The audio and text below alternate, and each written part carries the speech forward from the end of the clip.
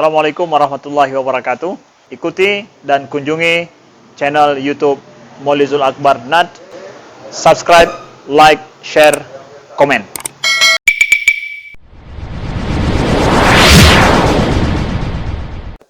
Apa kesalahan pada bab kurban? Seharusnya kambing, lembu, dan unta itu kita sembelih sendiri bagi kita yang laki-laki. Untuk orang perempuan sunat diwakilkan kepada laki-laki. Tapi jangankan menyembelih lembu dan kambing, ayam saja kita nggak berani.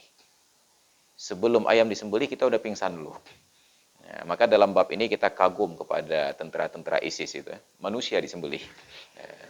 Kita ayam saja nggak berani. Saking nggak jantannya kita sekarang ini. Seharusnya disembelih sendiri. Nah, ketika kita tidak mampu, ataupun tidak mau, ataupun tidak sempat, maka diwakilkan kepada pihak lain.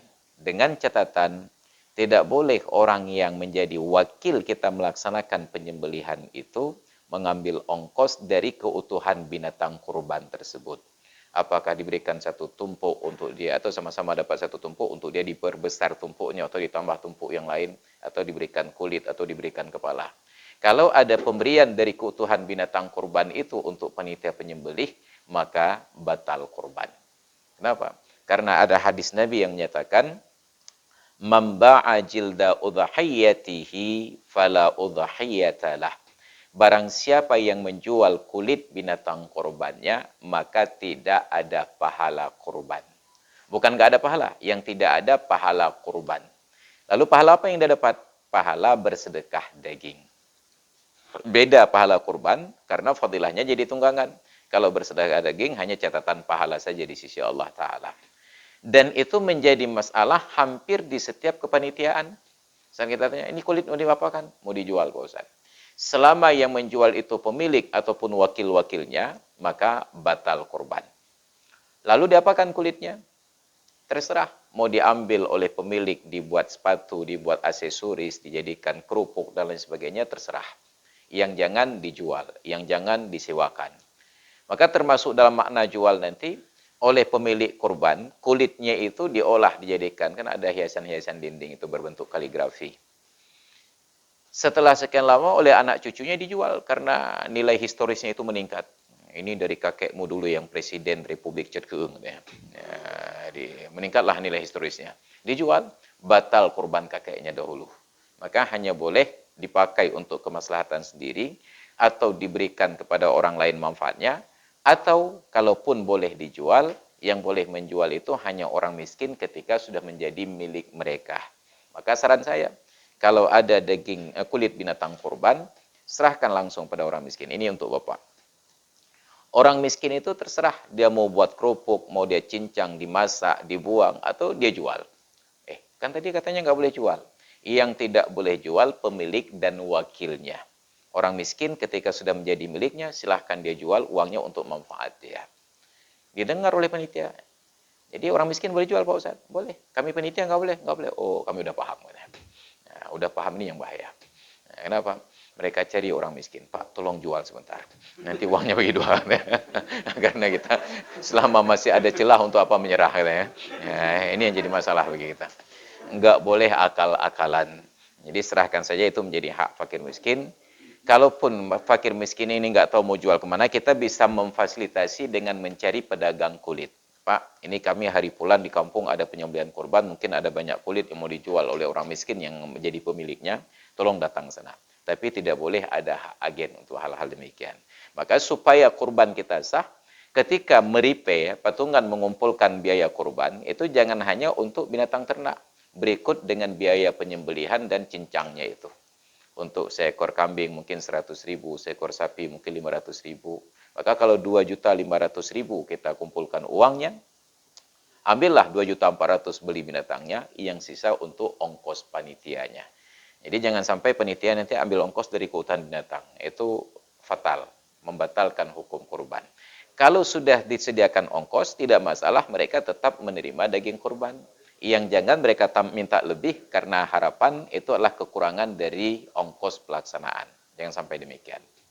Nah, korban putra Nabi Adam ini disimpan oleh Allah di sebuah tempat yang wallahu alam, hanya Allah yang tahu. Terulanglah peristiwanya pada putra Nabi Ibrahim alaihissalam ketika akan menyembelih Nabi Ismail. Apa kata Allah? Wa fadainahu bidzibhin 'adzim, dan kami tebus jiwa Ismail itu dengan sembelihan yang agung. Kata para ulama tafsir, kenapa penyembelihan itu disifatkan dengan kata agung? Ternyata ada satu ekor kambing yang sama dikurbankan 2 kali oleh 2 orang putra dari 2 orang nabi. Yang pertama oleh putra Nabi Adam, yang kedua oleh putra Nabi Ibrahim alaihissalam. Kambing yang sama. Nggak pernah ada kambing dikurbankan 2 kali. Nggak pernah ada binatang dikurbankan 2 kali. Sekali selesai. Tapi kasus pada kambing ini 2 kali. Oleh Habil putra Adam sekali, oleh Ismail putra Ibrahim sekali lagi. Wa fadainahu bidzibhin 'adzim. Kata para ulama, kalaulah bukan Allah tebus jiwa Ismail itu dengan menyembelih seekor kambing, maka sungguh berlaku di dalam syariat Islam yang kita anut bahwa setiap orang tua disunnatkan untuk menyembelih putra sulungnya. Karena kita ikut syariat Nabi Ibrahim, anittabi' millata Ibrahim hanifa. Dan kalau syariat itu berlaku, sungguh kita nggak pernah ketemu. Karena saya putra sulung. Dieksekusi oleh saya. Anak tua dieksekusi. Ya, untung tidak jadi. Maka kata para ahli sejarah dalam sejarah Islam, zaman dahulu ada sebuah budaya mendekatkan diri kepada Tuhan, bukan hanya Allah, kepada Tuhan, apapun Tuhannya, dalam bentuk penyembelihan manusia. Maka dulu Nabi Ibrahim berseloroh. Ketika beliau tidak punya keturunan, beliau orang kaya. Kaya zaman dahulu itu bukan banyak uang gendut rekening. Kaya zaman dahulu itu ditandai dengan banyaknya binatang ternak. Itu di Sudan sampai hari ini masih berlaku tradisi. Seorang pria menikahi wanita, mas kawinnya itu dalam bentuk binatang ternak. 100 ekor lembu dan seterusnya. Bayangkan 100 ekor lembu untuk mas kawinnya. Seekor lembu saja 15 juta. 15 kali 100, 1,5 miliar. Mereka nggak punya mobil, nggak punya sepeda motor, tapi mas kawinnya 100 ekor lembu. Karena berbanyak-banyak ternak. Jadi Nabi Ibrahim ini, beliau dalam sejarah dikenal dengan sebutan Abu Dhaifan. Ayahnya para tamu. Apa artinya? Beliau tidak sudi makan siang kecuali didampingi oleh tamu. Jadi ketika mau makan siang, beliau keliling mencari tamu untuk mendampingi beliau. Beda dengan kita sekarang, kalau masih ada tamu belum makan siang. Tunggu tamunya pulang dulu baru makan siang. Nabi Ibrahim cari tamu dulu, kalau sudah ada tamu baru makan siang. Sesuai dengan jumlah tamu, beliau sembelih binatang. Kalau seorang tamu seekor ayam, 2 orang tamu seekor itik, beberapa orang tamu sembelih kambing, banyak tamu sembelih lembu, banyak lagi tamunya sembelih unta. Setiap hari. Saking seringnya, sampai tetangga beliau itu bertanya, wahai Ibrahim, apakah engkau tidak takut miskin dengan menyembelih ternakmu setiap hari? Waktu itu beliau belum punya anak. Apa kata Nabi Ibrahim? Jangankan kambing, lembu, dan unta, bahkan anak kalau saya punya akan saya sembelih. Kata beliau. Itu jawaban dari orang yang tidak punya anak. Sama kayak kita yang belum kaya. Nyo kaya ke hanam tirau Aceh duduk-duduk ya. Ternyata begitu kaya kita yang duduk-duduk yo. Minta madu. Ini jawaban dari orang yang tidak punya. Nyo be an lemo kambing unta ada anak-anak kursi dia. Nabi Ibrahim hanya berseloroh ketika beliau belum punya keturunan. Begitu tiba waktunya Allah berikan anak laki-laki kepada beliau, ketika Ismail sudah mampu untuk bekerja bersungguh-sungguh dengan beliau, tiba-tiba ditagih oleh Allah. Dalam mimpi, wahai Ibrahim, dulu katanya kalau punya anak disembelih. Ini kan anak citi punya buhu. Begitu terbangun, kaget Nabi Ibrahim bertanya, ya Allah, mayang-mayang jadi hajil. Mayang-mayang jadi hajil. Tetap 3 kali mimpi yang sama. Maka disembelihlah putranya oleh Nabi Ibrahim. Nah, dari peristiwa ini, para ulama berkesimpulan bahwa untuk kurban itu tidak boleh bergurau. Kalau sekarang saya punya seekor kambing, saya tambatkan di rumah. Sekarang di rumah banyak kambing, tapi nggak tertambat. Itu murid-murid datang tanpa wali. Kemarin saya publikasi di media sosial, banyak kali mereka. Benar-benar sosial itu. Kalau saya punya seekor kambing, saya tambatkan depan rumah, mungkin penampilannya gagah, raya panjang, boleh dada. Ada orang lewat bertanya, Pak Ustadz, itu untuk apa kambingnya? Saya jawab, alah, kekerubun. Jawaban saya itu hanya bergurau. Itu menjadi nazar. Ataupun ada orang minta beli, Pak Ustadz, jual untuk saya saja kambingnya. karena sulit untuk mencari alasan menolak, akhirnya saya jawab, saya nggak mau jual karena saya mau jadikan kurban. Padahal tujuan jawaban itu bukan untuk kurban, untuk menghindari proses penjualan. Apa yang terjadi? Ucapan itu menjadi nazar. Kalau nazar wajib ditunaikan. Bila mati wajib mencari kambing yang sesuai untuk penggantinya disembelih. Makanya ketika kita datang ke pasar hewan, mungkin di Ulekaring, di Cet Iri sekarang, dulu pasar satu katanya, karena memang hari Sabtu di Ulekaring, berpindah ke Cet Iri karena Ulekaring sudah maju. Nanti kalau Cet Iri sudah maju berpindah ke Cet Keung. Ya, ataupun nanti di hari Rabu di Sibreh. Sibreh itu. Sibreh. Kenapa? Karena lumbung daging dan lumbung beras. Si daging, breh beras. Nah, tapi lama-lama jadi sibreh kan. Nah, itu sama kayak kita menyebut sare. Padahal bukan sare, sari. Di puncak gunung itu melengkung, tapi di situ sari, santut. Sama kayak ulelu. Karena banyak orang kampung saya tinggal di sana disebutlah olele. Ya, padahal ulelu gitu kan. Ulelu. Ya, karena itu ujung Pulau Sumatera, leh. Makanya dibuat jembatan untuk menghubungkan ke sana. Jadi datang orang kampung saya dari Aceh Selatan. Mereka nggak pandai ulele. Repot sekali. Jadilah olele. Mau ke mana? Olele. Ya, maka itu sibreh. Kita datang sana. Kita bawa uang. Kalau belum punya kambing, baru sebatas uang, jawaban apapun nggak ada masalah. Ya, Pak Ustadz mau kemana? Mau cari kambing. Untuk apa kambingnya? Untuk kurban. Nggak ada masalah, karena saya belum punya kambingnya. Tapi setelah transaksi, saya pegang seekor kambing, saya bawa naik mobil ataupun becak sesuai dengan kelasnya. Ada yang bertanya, Pak Ustadz, untuk apa kambingnya? Untuk kurban. Jadi hukum. Itu menjadi hukumnya wajib karena nazar. Jadi, kalau sudah punya binatangnya, jangan jawab untuk kurban. Jadi wajib, boleh silakan, tapi itu akan menjadi wajib. Kalau ingin tetap dalam hukum sunat, ditambah keterangan. Untuk apa Pak Ustadz kambingnya? Untuk kurban sunat. Maka tetap dalam hukum sunat. Apa beda yang wajib dengan yang sunat? Yang pertama, dari sisi negatifnya, korban wajib pemilik tidak boleh makan. Wajib semuanya disedekahkan untuk fakir miskin dan tidak boleh untuk orang kaya. Sedangkan korban sunat, pemiliknya boleh makan, orang kaya pun dapat jatah. Itu dari sisi positifnya. Negatifnya, itu negatif tadi. Kalau yang korban wajib, negatifnya, pemilik nggak boleh makan. Positifnya, pahala yang wajib lebih besar daripada pahala yang sunat. Dan saya yakinlah untuk orang-orang kaya itu lebih penting pahala daripada makan daging. Karena rata-rata orang kaya itu sudah tidak boleh makan daging, sebab kolesterol tinggi.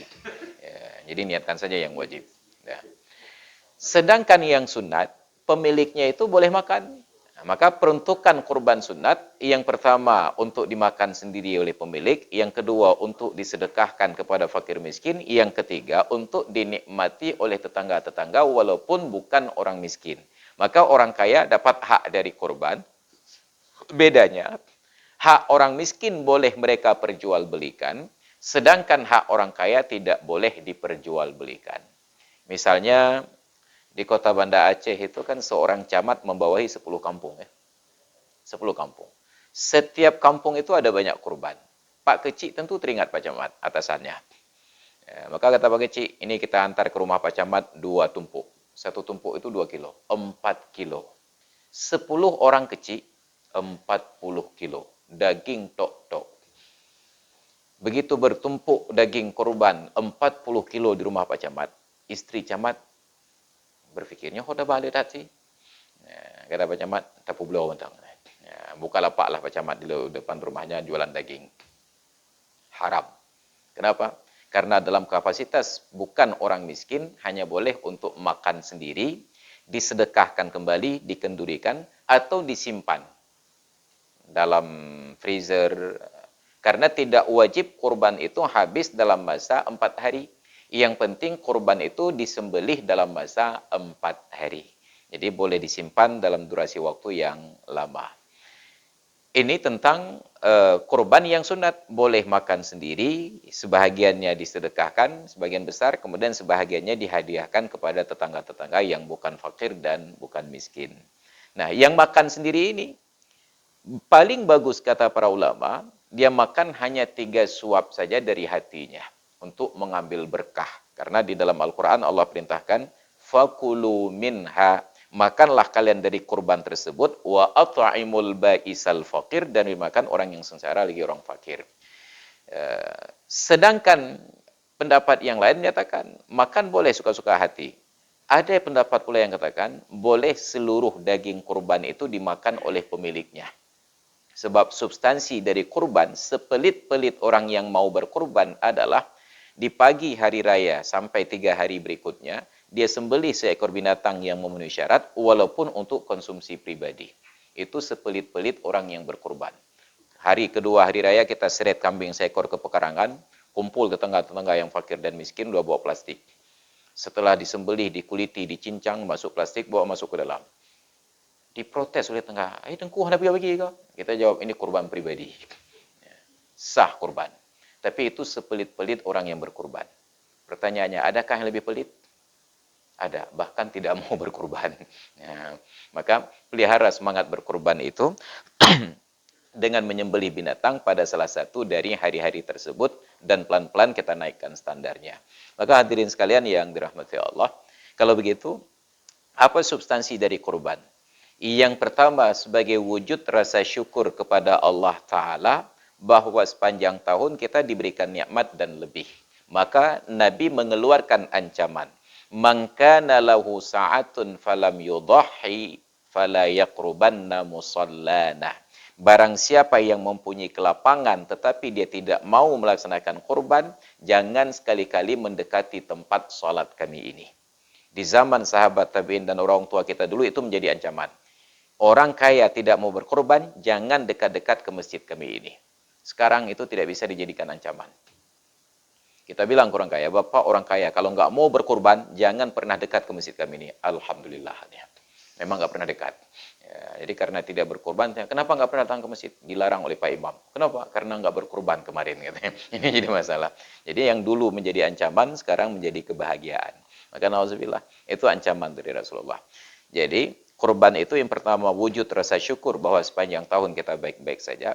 Yang kedua, agar kita lebih bersyukur saat berkurban, ingatlah, andai kata Allah tidak kompensasi jiwa Ismail, tidak ditebus, tidak dibayar fidyahnya dalam bentuk penyembelihan kambing, maka sungguh sepatutnya hari raya yang kita sembelih adalah anak yang sulung. Ternyata yang diminta ganti hanya seekor kambing saja. Tentu itu sebagai wujud rasa syukur. Yang ketiga, wujud rasa syukur itu dengan berbagi. Karena dengan berbagi akan tumbuh rasa peduli dan kemudian timbul jiwa sosial dengan sesama. Maka sungguh tidak pernah rugi orang-orang yang mau berkurban.